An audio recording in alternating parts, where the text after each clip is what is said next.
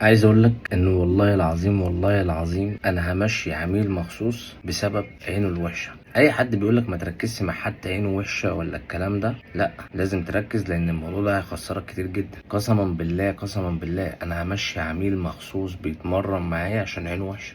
والله العظيم هقول لك على حاجه، العميل ده من يوم ما اتمرن معايا والله العظيم هذا حصل. جبت شوزين جداد والاتنين اصلي، يعني هما ما كملوش 30 يوم اصلي.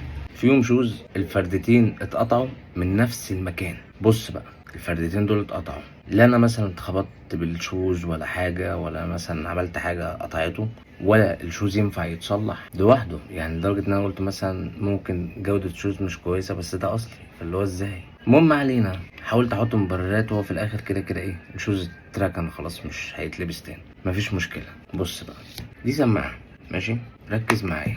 شايف دي؟ شايف الحته دي اللي جوه دي؟ بص دي فين؟ وقعت لوحدها. طيب خلصنا. شايف الساعه دي؟ الساعه دي انا فشخها. بص، تاتش باز اصلا لوحده، حطيتها على الشاحن، شلتها من على الشاحن كده.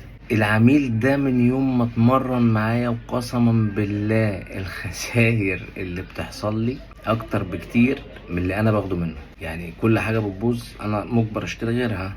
فالحل الوحيد ان لازم اتخلص منه، عشان كويس انها بتيجي في حاجات هايفه زي كده، سماعه، كوتش، ساعه، مش عارف ايه، انما بعد كده معرفش ممكن تيجي في ايه. فوالله العظيم يا جدعان، موضوع الحسد والناس اللي بتركز معاك ده بيفرق بشكل كبير جدا. عميل زي ده لازم اتخلص منه فورا. العميل ده ان شاء الله ان شاء الله النهارده اتخلص منه، النهارده بعد تصوير الفيديو ده انا هتخلص منه نهائي.